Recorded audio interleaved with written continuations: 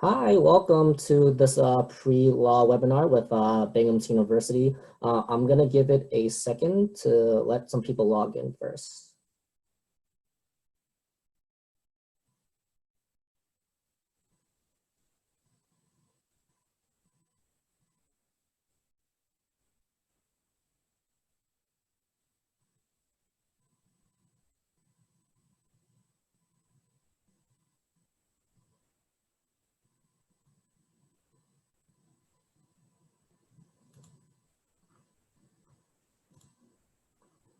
Okay, I think we'll get started. So looks like we have about 40 participants in this webinar.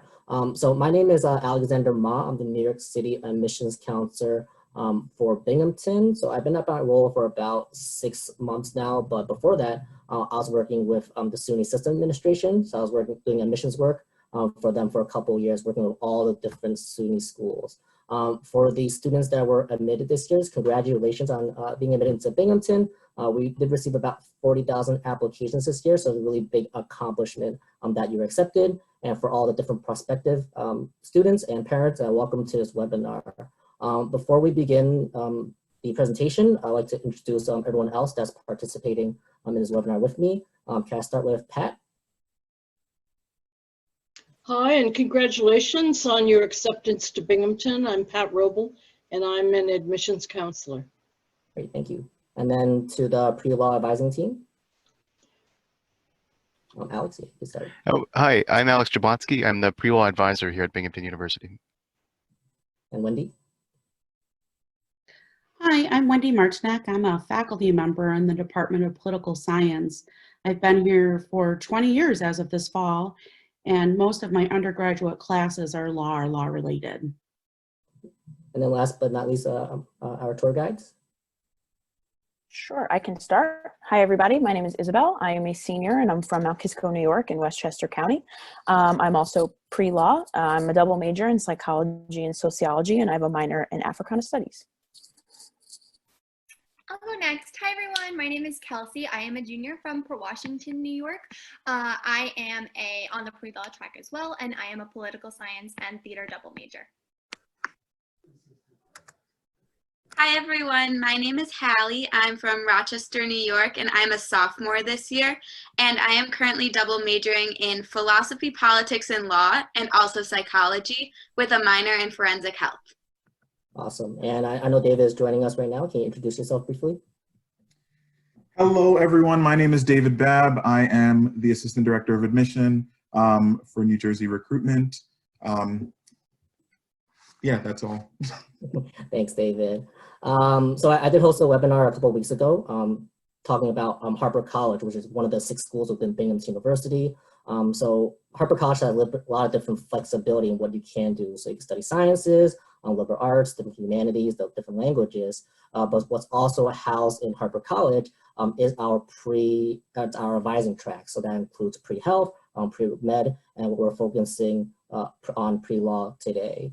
So I'd like to turn this webinar to Alex, and he will share his screen with you with his presentation. Hi, everybody. Thanks so much for joining us today. I'm going to share this, and hopefully this works. All right, here we go. Sorry, before you begin. I invite everyone to use the Q&A function on the bottom. So all the different tour guides and my admissions colleagues will answer any questions that will come in. I'll also mark some questions in the end for live answers with a panel. Okay. All right. Thank you, Alex. So I'm going to give a brief overview of what pre-law looks like at the university. Dr. Martinek is also going to be on this with me, sort of chiming in to give the departmental perspective as we go. Just a quick overview, as Alex mentioned, pre-law is generally housed in Harpur College. I'm a general academic advisor also for Harpur students. But as a pre-law advisor, I work with students in every college at Binghamton. I work occasionally with prospective students like yourselves, and I work extensively with alumni too. So once you've graduated, whatever you get your degree in from Binghamton, you're more than welcome to come back. I work with people who've been away from the university for 10, 20 years sometimes, and they'll come back and we still do advising. We'll go quickly through. So what I wanted to talk about in this presentation is kind of what pre-law looks like at the university and kind of how I imagine it because it is the kind of, we'll talk about a way, and it's kind of an unstructured track, different from some other pre-professional tracks you might be familiar with. Best place to start, I think, is to talk about basically what pre-law means. And generally, I take it to mean preparation for a legal career, and specifically, in most cases, preparation for a career as a practicing attorney. Now, that's not every case, but that's the bulk of the students that I work with, students who are intending to go to law school. So we can start here, right? Students on pre-law are in one way or another considering becoming lawyers. And a lawyer is somebody who's an advocate, who's a counselor, who's a negotiator. They work in all kinds of different fields, as you can see sort of at the bottom there. But commonly, they all hold the JD from a law school. And the JD is a general degree, a Juris Doctor. It qualifies someone to practice law in just about any legal field, with the partial exception of patent law, for which you would need to also pass the patent bar. And actually, you don't always have to have a law degree to do that. You must also be admitted to a state bar to practice. So once you hold the JD, you can practice in a jurisdiction to which you've been admitted. The kind of governing feature of pre-law is that lawyers work in everything. They work in every field. They work in every kind of job. They work in every area of American public life. And you can see a sort of a list of some of the broad categories there, but public interest sorts of things, public service and government-oriented things, private practice, large companies, small firms, nonprofits all over the place, in every kind of area that you can imagine, has a legal dimension to it, and often has lawyers working on multiple sort of sides of that one issue. Specialized training in the law tends to come through some law school courses, clinics, and internships, but often through work in the field. Once you've graduated with your JD, you can get further specialization in the form of legal masters and LLM. Not as common, more common in some fields than others, and very common for some attorneys who are coming from overseas to practice law in the United States. So that leads us to the big question. If you're a pre-law student, how do you prepare to attend law school and become a lawyer? This comes from the ABA. Please don't feel obliged to read the whole thing. But what's important is that the American Bar Association, which is the major accrediting board for American law schools, says two things that we take as guiding principles for pre-law. One, there is no recommended major or course of study for legal education. So there's nothing that is prescribed. There's no prerequisite. We're going to talk about what students should be doing instead, but there is nothing that has to appear on the transcript. There's no major you have to have in order to be qualified to go to law school. And that's important because lawyers aren't sort of a one-size-fits-all kind of thing, right? Lawyers work in lots of different areas, and so they can come from many different backgrounds and be successful lawyers because so many different backgrounds are relevant to the practice of law.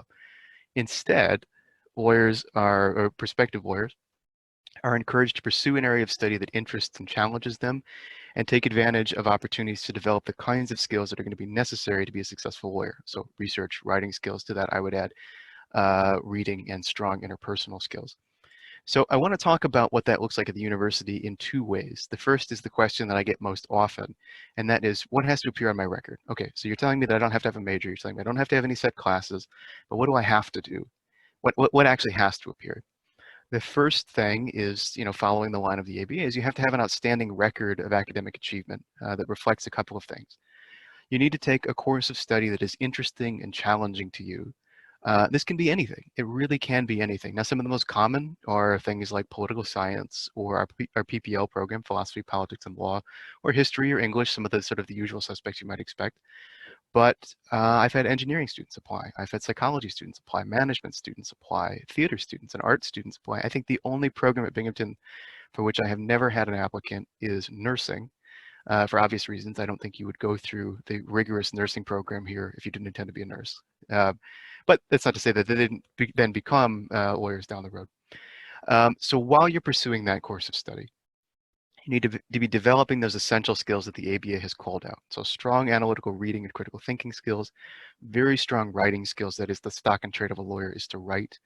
Research skills. Basically, as an attorney, you were taking a very complicated and arcane body of information that makes sense to no one but you, and making it useful for other people. You're interpreting it, you're putting it into practice for other people. And so as much as you can be trained and develop proficiency in taking arcane, esoteric information, difficult texts and language, and digesting it, processing it, applying it, the better attorney you're going to be. You can get that in a lot of different places, lots of different majors. And even if you're in a major that doesn't tend to focus on that, say you're in a performative arts major, or you're in a hard science major that doesn't have the same kind of writing an attorney would do, well, that's what you've got writing classes, that you've got gen eds for. So it's not like those majors are exclusive of these kinds of skills. You need a strong record. So the GPA and the LSAT are the two most important numbers for law school applications. It's hard to get around that numbers game. And so having a strong record, strong GPA from Binghamton is important. You need to get involved outside of the classroom. Those activities don't need to necessarily be law related, but like the major, they need to be rewarding. They need to be compelling. They need to be something you can invest yourself in. You seek out leadership experience and opportunities. Join a student group. It doesn't have to be law related. I have some examples in a minute of things you could do, but join something that you can invest yourself in and pick things judiciously. You're not building a resume necessarily. You're picking the things that you can really spend some time in rather than just sign the sign-in sheet. Character and fitness is an issue that I like to bring up early on, because when you apply to law school, you will be asked all kinds of questions about your academic history, about your student conduct, and about your legal history that you have to answer honestly, because they are very relevant to your bar admission down the road. The easiest thing to say right now is stay out of trouble. That's sort of the best course of action.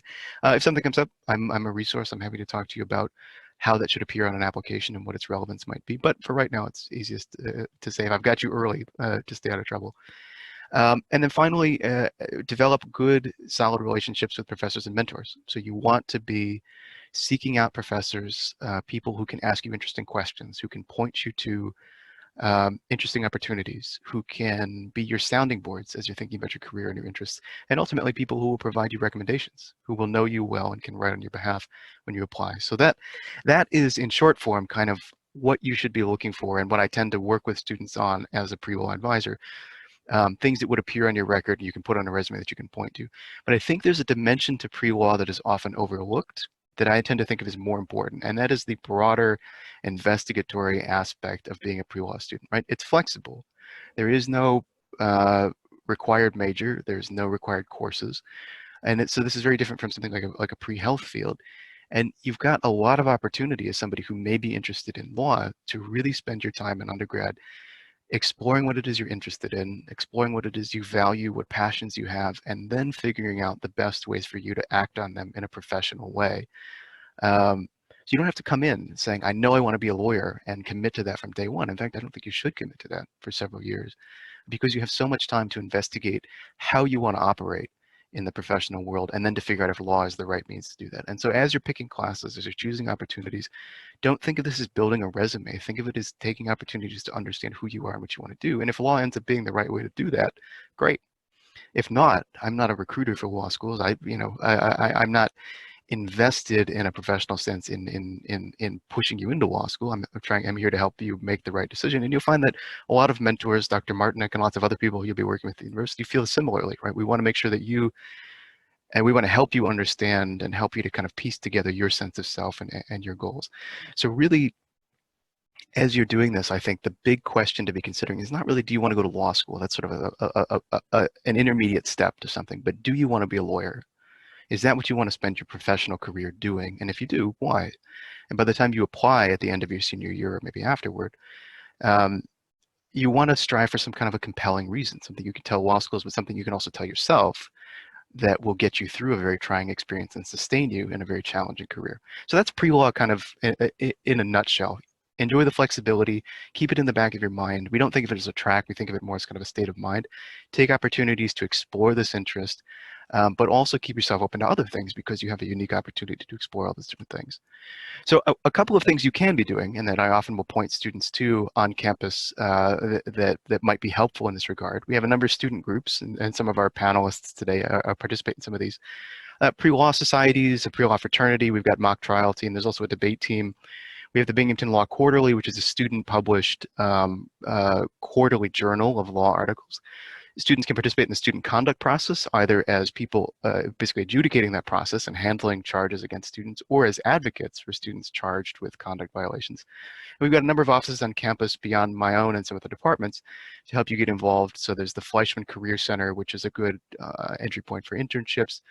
Center for Civic Engagement coordinates with a lot of community groups. Harpur Edge for Harpur students is a great professional development organization. And there are lots of opportunities for students to do networking and job shadowing at home. I should say right now, and this is a good segue into the next slide, probably the most important thing you can be doing as somebody who's interested in law is talking to attorneys. is getting to know what it is that an attorney does and figuring out if that's the kind of work you want to do. Networking is hugely important to the legal profession.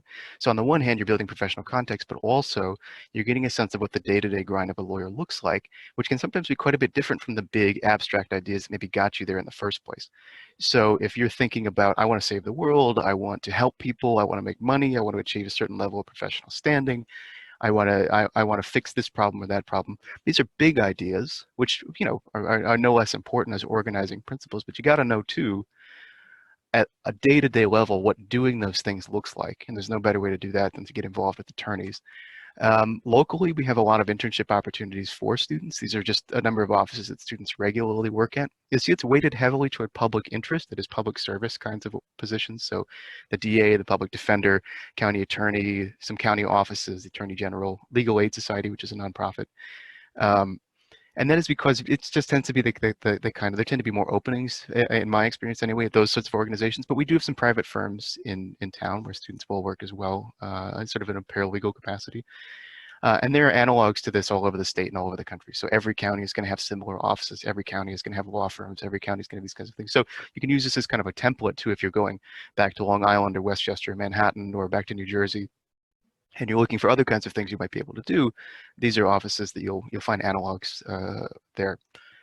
So a couple of questions about what our students do. I know we got a few of these in the emails before the session. Our students do quite well applying to law school. I didn't put a ton of data up here, but you can see some of our, in the past application cycle, our most popular schools, which is pretty representative.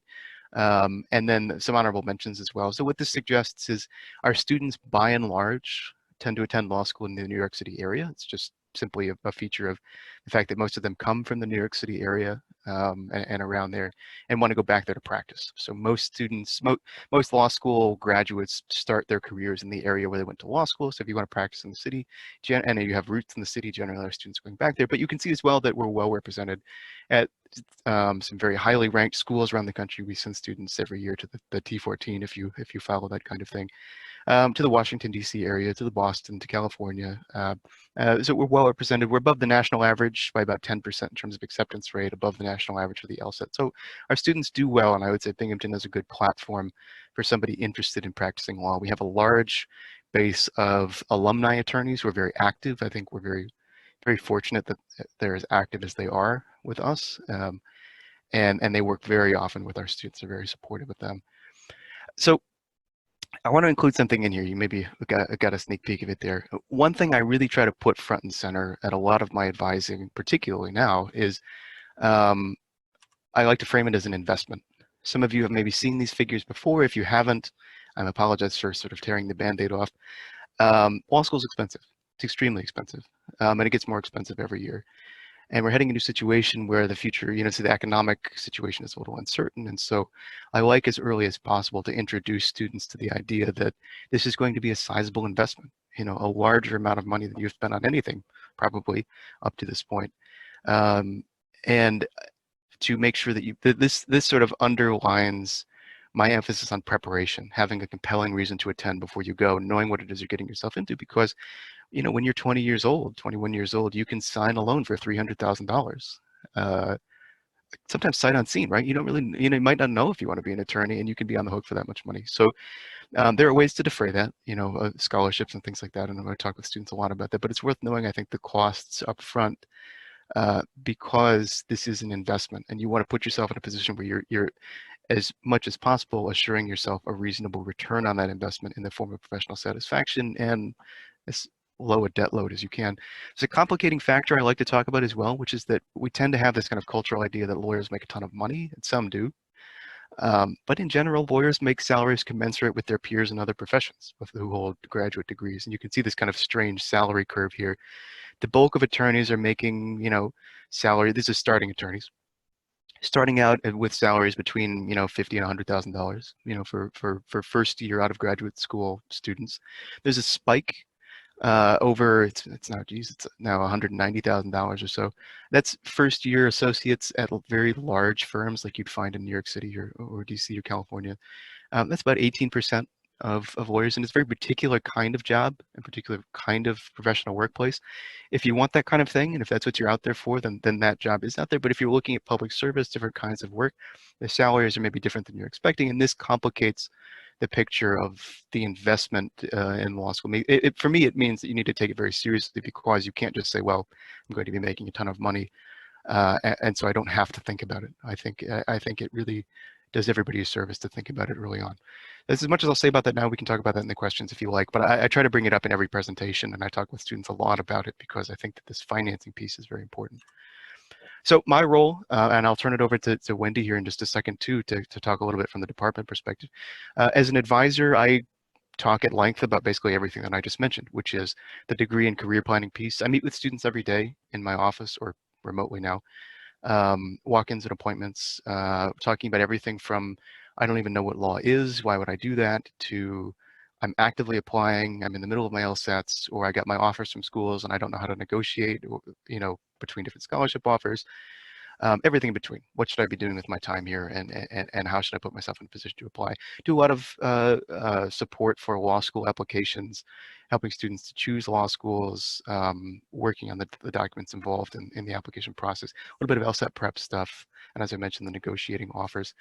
I host a number of events too. My office is very busy with events throughout the year. Obviously, things have quieted down a little bit this semester, but we're optimistic about the fall. We do a big law day, a law fair. We have about 80 or so law schools in attendance every September. I run a number of informational sessions, much like this one, although I go into greater depth every semester. We have been working with our alumni office to fund law school visits largely in the tri-state area. We do a lot of networking and class events in the city. I do, as you can see, some partnered events with different law schools on a pretty regular basis. We have some competitive scholarships for juniors and seniors. We do a pre-law summer public interest internship program that we've just finished placing students for this coming summer. I have a listserv students can get on. That's where I send information about all of this stuff and try to keep in touch. Wendy, I don't know if you wanted to just say a couple of words about just your perspective as a member of an academic department who works with pre-law students, or we can leave that for the panel too, whichever you prefer. I do have a few things that I'd like to share. Sure. So the first thing is, although I'm a political scientist, I'm not an advocate for students who want to go on to law school necessarily to major in political science. I really want to underscore how important it is for students to find a major that actually speaks to what their interests are, because the truth is that law, the questions about law that people might be interested in, can be studied from a variety of disciplinary perspectives. So students should pursue those opportunities based on what their interests are.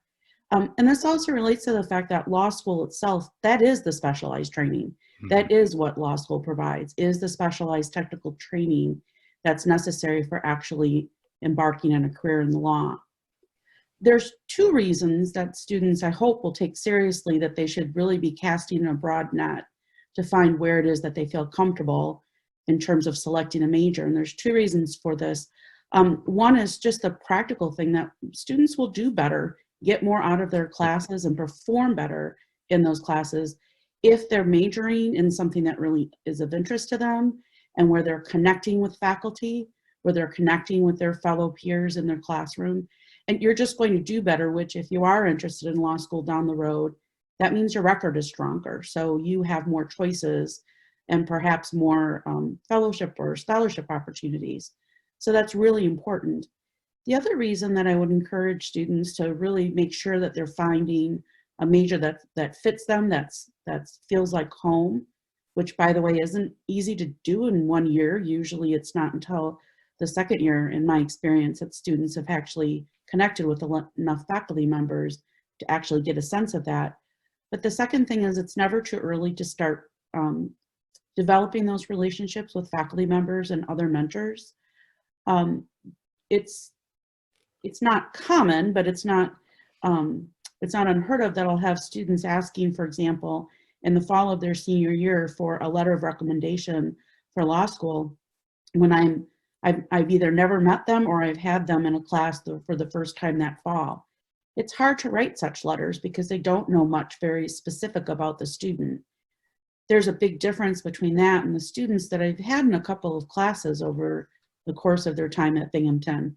I always tell students, you want to be in a position that you don't even have to ask for the letter, and the faculty member is already volunteering to do that. And that only happens when we get to know who these students are. And again, you're more likely as a student to visit faculty and chat with them and take repeat classes with them if it's an area that you particularly find interesting.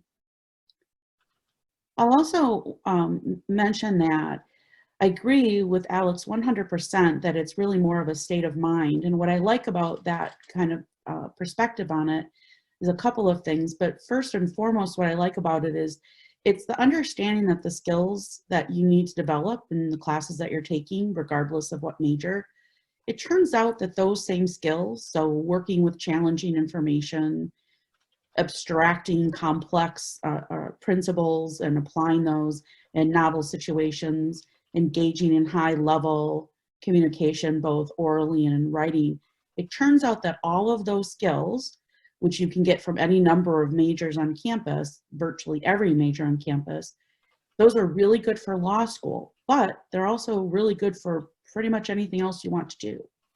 So I take it as a very positive thing when students know they have an interest in, potentially have an interest in law, and they actively solicit and gather information about that. But I also appreciate when students keep an open mind as to where it is that they're heading, because they might hit upon something in their coursework or one of their other experiences they hadn't anticipated. And it turns out that whatever they were doing when they thought that they were pre-law will still end up being very helpful for them. There's one other thing that I wanted to mention, and that's to highlight something that's on this last slide that Alex put up, and it's about the pre-law summer public internship program. So this is something that's sponsored by the Harpur Law Council, so Binghamton alum who've gone on to become attorneys. This is a paid internship over the summer that's expanded each year, and it's one example of how alumni have really invested in Harpur and our current students. And this is the kind of thing that I think really enriches students' experience. What I like about it is that paid internships are few and far between.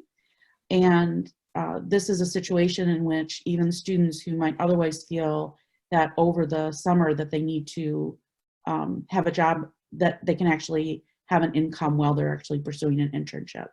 And I don't think it's ever too early for students to get that on their radar. Thank you, Wendy. Completely agree. The program is really wonderful. I'm happy to talk a little bit more about it if people have questions, but I think for the moment, maybe we can turn it over to general questions. I'm sure we've gotten some, and we can invite the rest of our panelists to participate. I'll stop sharing my screen now, and we can see everybody again. Oh, did you want to share your screen for a second so they could take down your contact information? Oh, yeah, sure. Where'd it go? But thank you very much for that. The presentation is really informative, Wendy and Alex. So the first question I want to ask the panel is actually for the tour guide, so I can give you a break. So kind of why did you choose Binghamton as a college you want to attend? Why did you choose kind of like your respective majors, and why did you kind of like decide to choose pre-law actually? I can answer that question first. So in general, for choosing Binghamton, I originally started looking at really small liberal arts schools because I was someone who believed that I liked small groups and I needed intimate connections and I wanted my classes to be smaller.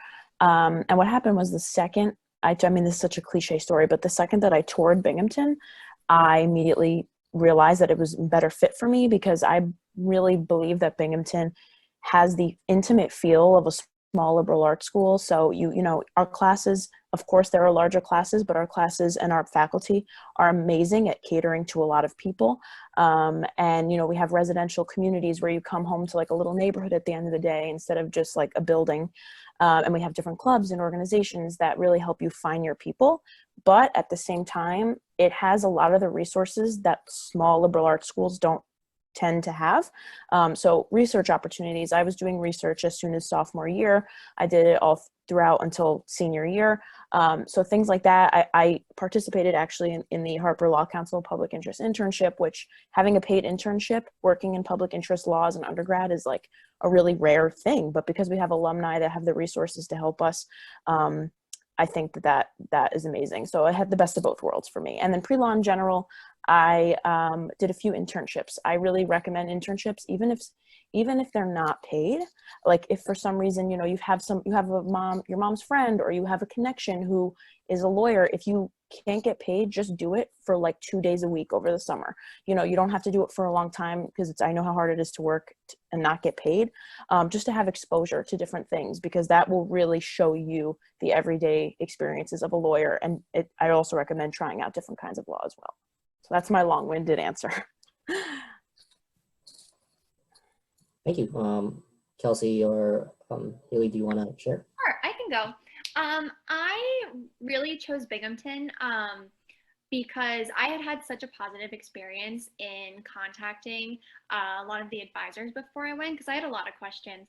And so I had a really positive experience contacting the advisors and the information that they were able to give me. And I ultimately decided to choose Binghamton because I have a lot of interests that are kind of spread out and not really one thing that I want to focus on. And I found that Binghamton had opportunities for me to double major, opportunities for me to be involved in tons of different clubs, and I didn't have to choose one and just focus on one.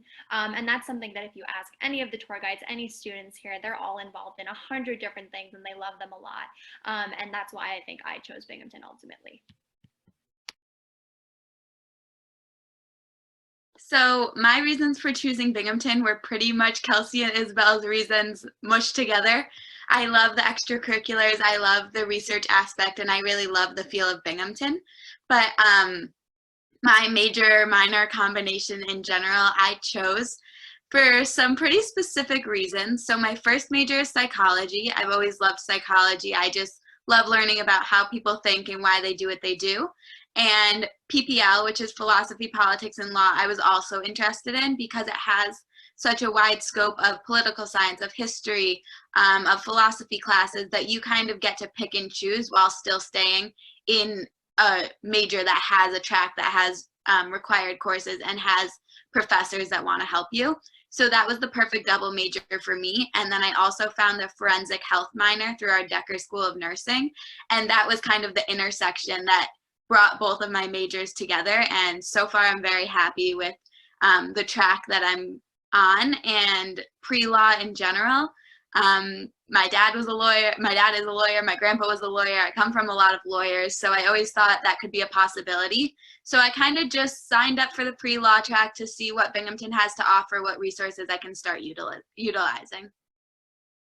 Awesome, thank you very much. And to follow up with that question, did you find it to be difficult to double major and also be the pre-law track as well? So not at all, really. I've gotten pretty good at balancing my schedules and balancing my time, just learning time management and how to take which classes. So that's definitely helped working with both pre-law advisors and Harpur advisors. They've really helped me get my schedule down, get my classes down so that I can complete in my mind and be on the pre-law track, all in my 4 years at Binghamton. So working with advisors and people that know what they're doing is definitely really helpful, and it's always good to see a friendly face, just someone who you know you can go talk to. Thank you. So this question came up a few times in the Q&A, and this is for the advisors. Is there a best time to declare that you want to be in the pre-law advising track? No. So there isn't. There's very little that you actually have to declare in any kind of like administrative way. You know, if you come in and you're interested in law, I'll meet with you. You know, even before you come in, I'll meet with you. Because there isn't really a hard checkpoint that you have to pass through. I think that the real thing that sets the timeline is when you would want to apply and when you would feel ready to take your LSAT and go to law school and all those kinds of things. And that kind of determines it. For some people, they're ready to go right out of the gate and they're able to apply at the beginning of senior year and go right through. Some people, it takes some time. Many people take some kind of a gap year.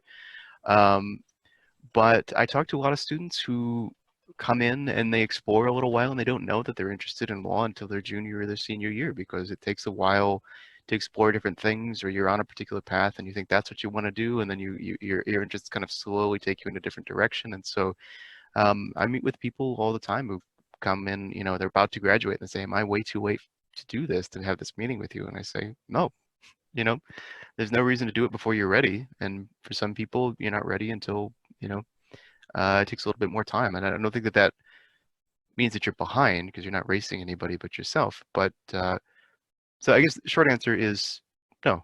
Come in and meet with me whenever you want. Awesome, thanks. So this question is from Saeed. So he wanted to know of the students who do not end up having a legal career, what kind of other career paths are there out there kind of for people under the pre-law advising track or PPL or political science? Yeah. Maybe I'll start, and then Wendy, I would love to hear your perspective on this too. So I tend to come from a perspective, and I know that this doesn't fit everybody, and I understand that. I tend to think that law school, because of the cost involved, is really only something to undertake if you intend to practice, because that's typically what you would need the degree for. Now, there are careers out there for which the degree is a benefit, but not required. And for students interested in that kind of a thing, certain kinds of policy and advocacy work, research work, or just careers in business that are law and sort of compliance adjacent, all kinds of things. The law degree is beneficial for basically anything you would want to do, but not required for most things. And I think that in a situation like that, I think students should think long and hard and seriously consider other avenues to that kind of work that may be less time and money intensive. Now, some people don't know that until they get through law school, in which case that's a separate thing. But that tends to be my perspective. For students who are interested in law but don't want to attend law school, where it's never part of the conversation, don't want to be lawyers, then we talk about what kind of an area of life do you want to work in, because that's ultimately what you should be thinking about anyway, as somebody who's thinking about going into law. Law is a tool with which you can affect certain things. So what is the thing you want to affect? What's the realm of public life that you want to be involved in? And what is it about the legal dimension of that interests you? Because often if you take that area of life, say it's public health, right? And maybe you want to be, there are certain careers in law where you're working representing clients or patients, representing healthcare systems or insurers or something like that. But there's so many other ways of approaching that same area as a social worker, as a psychologist, as an administrator. As an accountant, right? That you could still be affecting that same area of life. And so we would have a kind of broader conversation about how to get into that space. But Wendy, I wonder what your thoughts are. Well, there's a variety of different, I don't think there's anything except something that's very technical, say, for example, chemistry. I don't think that it's fair to say that any of the majors lead directly to a specific job. I can speak to the issue of political science. We have a lot of students, as you might imagine, who end up going on to work in the public sector, so working for state or local governments, or potentially working in campaigns and elections. One of the things that I would say is that, and I want to say this precisely, it's not that the degree is not preparation for a job, it's that it's not preparation for a particular job. It's giving you a set of skills, it's giving students a set of skills, analytic thinking, and being able to communicate clearly, as we discussed earlier, that it's going to be applicable in a variety of different settings. Again, I'm going to emphasize it's one of the things that I like about the fact that there isn't, as Alex said, like hard checkpoints where somebody has to officially check in as a pre-law major. In fact, there isn't a pre-law major, it's any major, is because students need that opportunity to explore what their interests are, particularly because there's a big difference between what a student studies at the high school level and what they think that discipline needs versus what they realize that discipline means via, for example, research opportunities once they're at the college level. So a student who, for example, may have had no interest in history as an undergraduate, because as a high school student, might realize as an undergraduate student that they love history because of the difference in how the disciplines operate at those two different levels. If I can, I want to underscore something that Wendy said right there, that it is an anxiety I hear from a lot of students about, I'm interested in this thing, but I don't know what this major is, what this is going to do for me, or something that conversation students have with family members when they go home, having to explain what it is that they're doing, right, with their studies. And I think those are good conversations, because very few things, I would even say in the professional schools, that seem very straightforward, a business degree, an engineering degree, something like that. Nothing is self-explanatory. Nothing nothing speaks for itself, and I don't think anything should speak for itself. I think the responsibility of a student, whether they're interested in law or anything else, is to understand, is to work out for themselves the value of what they're studying and to be able to communicate that to other people. That's what you have to do when you're on a job market, when you're applying to law school, is to say, this is what I know, this is what I know how to do, and this is how it applies. And that's a big, that's not a deficiency of the university system. That's a feature.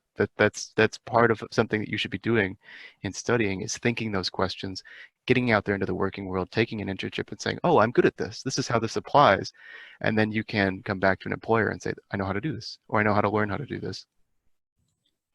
And this is where I'll interject to say, this is where it's also incredibly valuable for students to start to connect with faculty and a range of faculty early on, because faculty love talking with students about this stuff. We love how it's so exciting, right? Because you have people that are just at the cusp of this whole new world that they're going to be entering. That's very exciting as a faculty member. I would say, and this isn't specific to anything having to do with being pre-law or not, I would say if there's one most important piece of advice that I'd give to any student starting as a college student, is to seek out faculty. Frankly, if you come to our office and you want to talk to us about the things we're interested in, what part of that do we not love? We love every single part of it. And it's very exciting to get to talk with students as they're developing their interests and exploring what those interests are. So it's not as if students have to, sink or swim, figure it out for yourself. There's a lot of support, both institutionalized and in the sense of like the Fleischman Center, and these various internship programs, but also informally through the relationships and mentorships that they develop with faculty. Thank you. A question that was asked previously upon registration is kind of, if I'm a first-year student on the pre-law track, what does my schedule kind of look like for the advisors? And I think the tour guides can jump in after that. Yeah. Oh yeah, I'd be interested to hear what you guys ended up taking. It looks like what works best for you. There's no simple answer because there's no specific track. So the conversation, if we met at orientation, as we would tend to do over the summer may be a little strange, but the conversation that we would start with would be, well, what are you interested in doing? What kinds of things do you want to study? Law would be there as part of that conversation, but we would talk about other topics, ways you would want to approach it. If you were interested, typically if you're coming in as a freshman, we would say, we'll take some introductory classes and things that you're interested in studying. So PPL, it might be the intro philosophy course. Poli-sci would be an intro poli-sci class. Typically, we encourage students to take some kind of a mixture of what we consider exploratory courses. So that is courses that would point you toward a possible major. Even if you're committed to something already, I would consider it exploratory, intermixed with some general education requirements. So probably 1 or 2 courses for potential major, and some general education requirements, and maybe an elective, something that you can take that is counting mostly for credits, which you need to graduate, but that you could take as just something you're really interested in taking. But pre-law is super flexible, so there's lots of ways that you could, if you were coming in interested in law and wanting to do psychology, your first year schedule would look very different than if you wanted to do political science. Cool. And did any of the tour guys want to jump in and talk about their experience as first-year students? Yeah, I can. So I am a political science major now. And my first semester schedule, I took 2 potential major classes. So I took 1 in political science and 1 in theater, which, by the way, I didn't really know what political science was when I got to Binghamton. I found a course that I thought looked interesting to me, and it was extremely interesting. And that's kind of what sparked my political science major, which is kind of cool. So it was technically a general education requirement that I was interested in, and I found out that I really loved it, and I have loved it ever since then. And then I also took 2 more general education requirements. So I took 4 classes my first semester, which is pretty typical. Each class is about 4 credits, but you have to design your schedule to what works best for you. So I did 2 potential major and 2 general education requirement classes. Awesome, thanks. So back to tour guys again. Did any of you want to go on study abroad while under your respective majors and also pre-law too? So I have always wanted to study abroad, and I started looking into programs for this summer. Luckily, I didn't sign up for any because they would have gotten canceled, but there were a lot of programs that did count towards my PPL major, which I thought was really cool because as I'm a double major, I'm like 1 or 2 classes ahead in psychology. So next semester I might take 1 or 2 more PPL classes. But this summer program I found through the London School of Economics seemed really interesting. There was 3-week or 6 weeks option, so you could take 4 or 8 credits, and all of those credits that I would have taken would have counted towards my PPL major, which ultimately puts me on the pre-law track. So there are a lot of options. I looked through probably 50 different programs at different schools, and all had really great options, whether it was to study over the winter break, which is about 6 weeks, anytime over the summer, or semesterly. They had so many options, and it was difficult to narrow down just exactly what courses I wanted to study or which of my history, political science, or philosophy classes I wanted to take abroad. You can also take general education requirements abroad, so there are lots and lots of options for students of pretty much any year. It just helps if you plan in advance to know when you have to take certain classes. Thanks. Back to the advisors. So a lot of high school students are currently taking like AP classes and IB classes. Would any of those exams translate to credit on the pre-law, and does like SAT subject test help? Can you talk a little bit more about that? Yeah, so the SAT typically doesn't contribute credit, but the AP and IB certainly do all the time. There's a limit on exam credit you can bring in, 32 credits. You can swap in, if you have more than 32, you can swap in the 32 that you want. And on the Binghamton website, there are listed out the equivalencies for those exams. So it's score dependent. The higher the score, typically the more likely it's going to count for a specific class rather than general credit. But I think in the case of IB, if it's a 4 or above, in the case of AP, if it's a 3 or above, you're going to get credit for it typically, even if it's we consider it miscellaneous elective credit, so it gives you credit but doesn't count for anything specific. Some will be generic like that, but will count for a general education requirement, and some will come in as the equivalent of specific Binghamton classes that the majors would accept as equivalents of those courses. They're all useful. Yeah, they're all useful for different things. That's about as much as I'll say there. Thank you. So I think some questions that came in a few times is kind of like the confusion. What is a pre-law track versus a major? The track is a word that people love, and I don't use very often because I think there isn't one. There isn't a pre-law track. You can be a pre-law student, but it's not something you have to declare. It's not something that appears on your transcript. It's not something that brings with it prerequisite requirements you have to satisfy. It's just something you are. It's like you're a member of a club, you know, but not even that. You don't really have to sign up. You just come and meet with me if you're interested in law. It's the same as somebody who has a kind of a hobby, you know, it's just something that you do along the way. A major is a formal part of the degree you have to complete in order to earn your degree. So you'll sign up for a major that comes with typically 40 to 56 credits worth of requirements that contribute to the 126 credits you need to graduate. And those are requirements you have to satisfy that they differ based on the program, and those would be programs like political science, PPL, environmental studies, psychology, theater, the things that people often also tend to equate with the degree.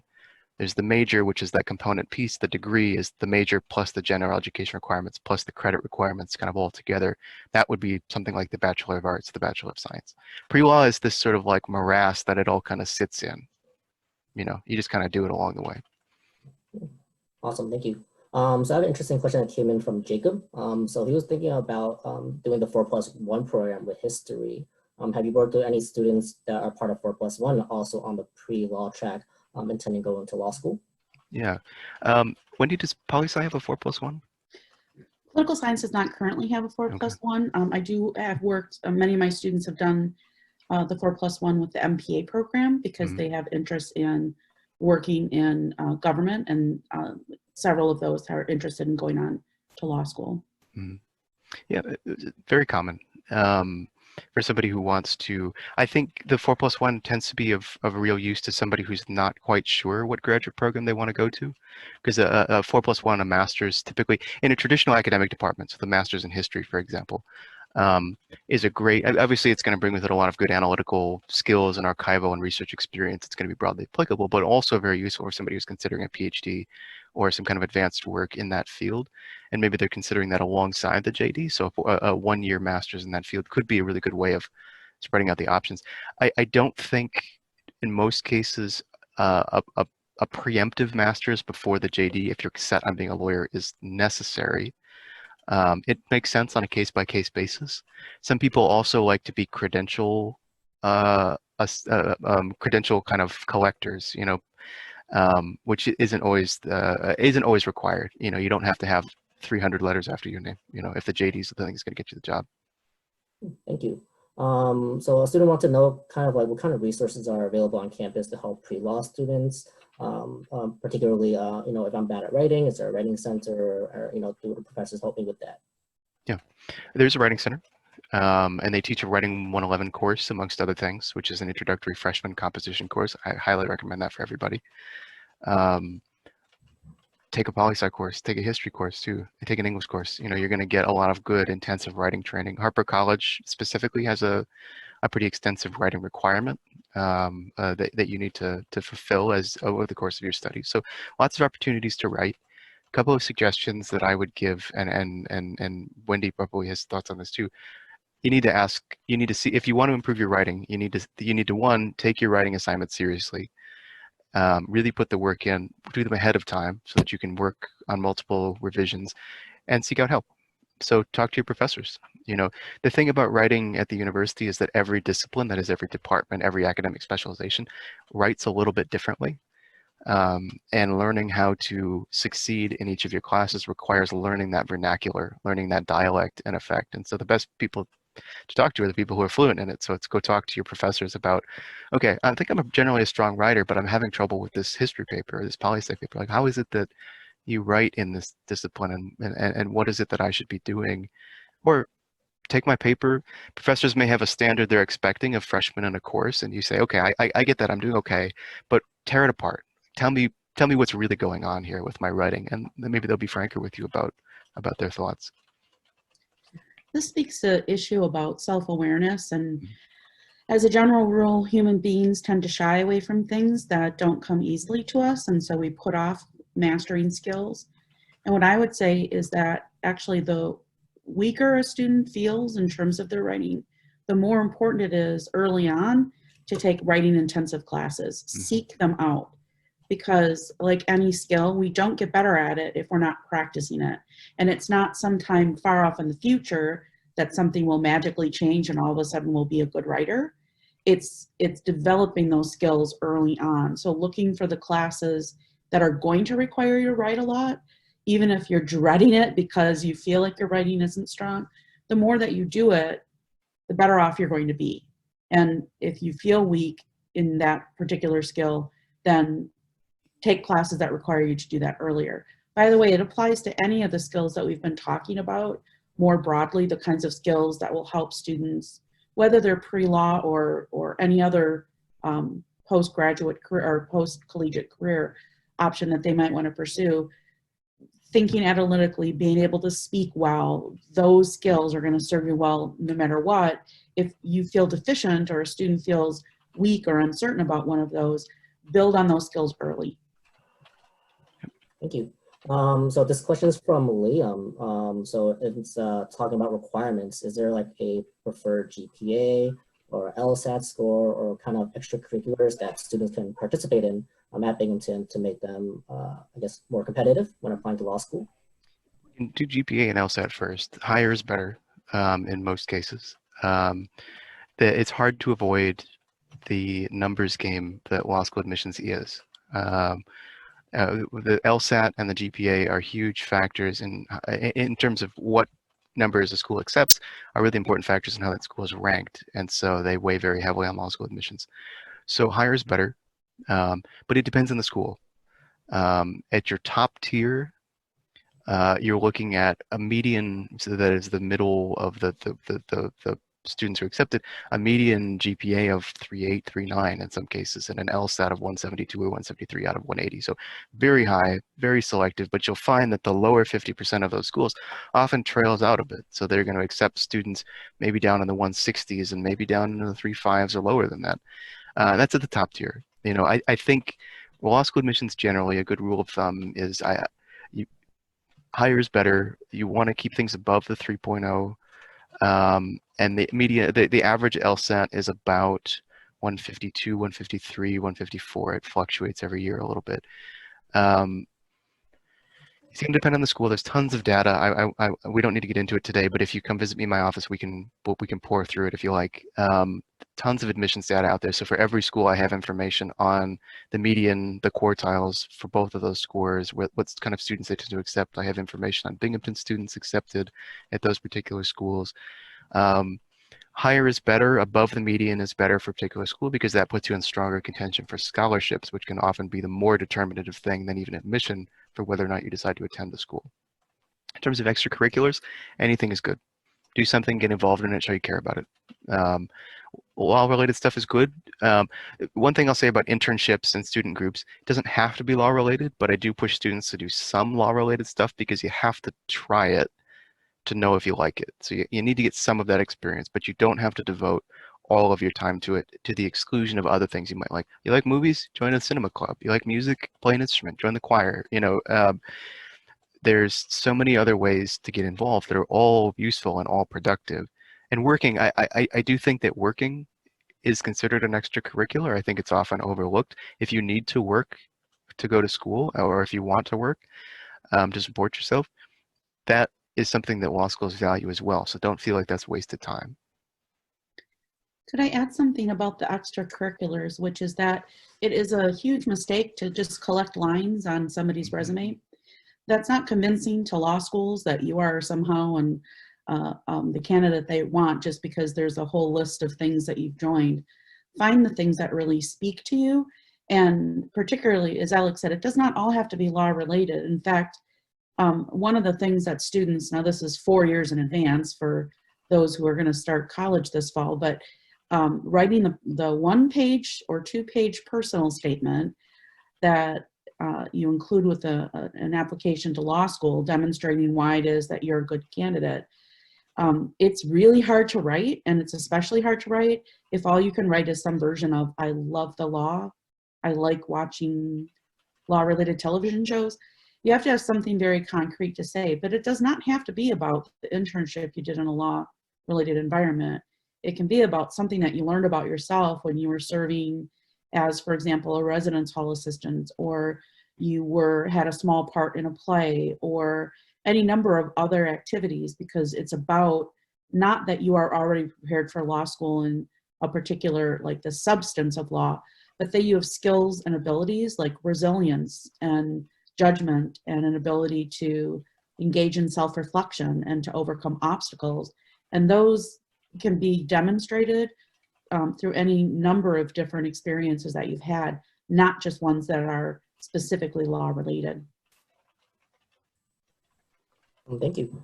So if I'm coming to Binghamton as a first-year student, are there kind of like pre-law scholarships that I can apply for, whether it's in my first year or as I get to sophomore or junior year? Not through my office for the first year. There is a scholarship that we have for students involved in public service at the junior level and students with high academic achievement at the senior level. We award one each year in each case.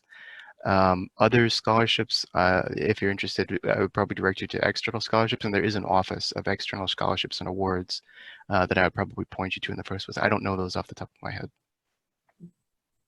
So that's an interesting question that I got. So is it more likely that I can get into a top tier school by attending Binghamton, or can I go anywhere for undergrad? To go to a top tier school? I guess is the question, do you have to go to Binghamton, or can Binghamton get you into a top tier school? Can Binghamton get me to a top tier school, or can I just attend any college? So law school admissions are very individual. So we have students who attend top schools every year.